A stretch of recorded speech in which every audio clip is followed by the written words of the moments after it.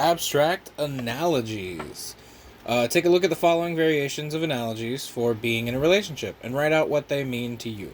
Think about the nuances of these varied situations and how they trigger aspects of a relationship dynamic, or of relationship dynamics, from your experience. By taking that problem and adding some random analogies, you can see the problem from new perspectives, thereby enhancing your creative focus. So I like this one, so I wanted to share.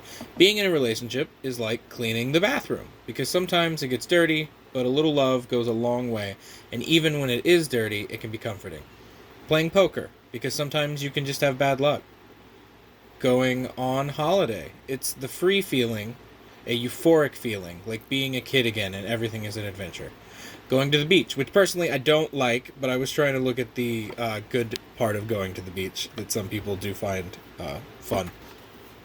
It's warm and peaceful, and sometimes just basking in it is the most amazing thing. Cooking a meal. Scary, fun, worth it in the end. I feel like I've cooked a lot more more lately, so like not really scary, but maybe anxious when you're doing a new thing. Going to the gym, exhausting, but if you work at it, you see a lot of positive change. Shopping for groceries, aggravating sometimes, but fun and filled with spontaneous treats. Making coffee, nostalgic. Doing the dishes, sometimes it's quiet and you just enjoy the silence and the passing of the time. Writing a book, learning about each other and growing is like drafts and rewrites. This one I really enjoyed doing.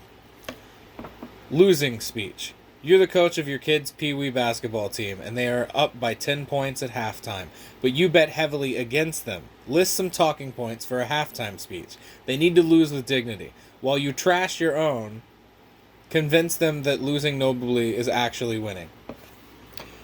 I ain't even gonna lie to you guys. I owe my dealer $30K, and his daughter plays for the other team. And if you guys don't start sucking at b-ball real fast, some dude named Francis is gonna bust my fucking knees in. So yeah. Okay, I haven't proofread this one completely, but I know what it's about, so like I'm not worried about anything like sketchy that I don't believe in or just dumb mess ups or whatever necessarily.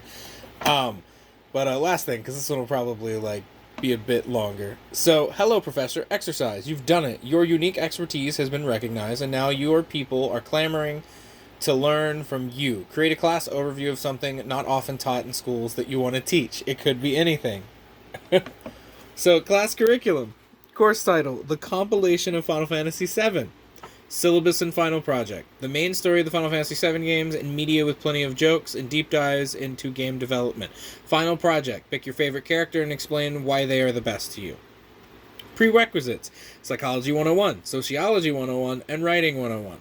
Because I want you to be able to, like, interpret characters and, like, the sociological, like, reasons within their fantasy world of like why things are and why who they are and etc. And writing just so like you have enough of an understanding to like have a nicely written paper or papers or whatever. Goals. Showing that games can be art and teaching tools of emotions, writing, cognitive thought, and just an example of how even video games can have higher thought-provoking impacts on people. Class rules. When I say Genesis or he appears on screen, you must boo. Before the end of the course, you must complete Final Fantasy VII's main story on your own time.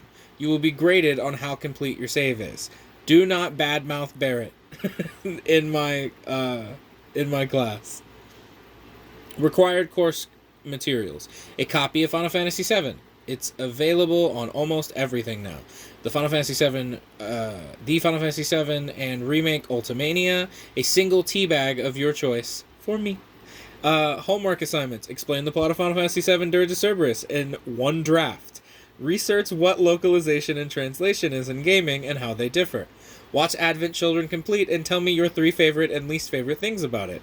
Take photos of things that remind you of Final Fantasy VII. Ongoing assignment, each photo up to 10 gives you extra 1 point on tests. So I think that would be really fun.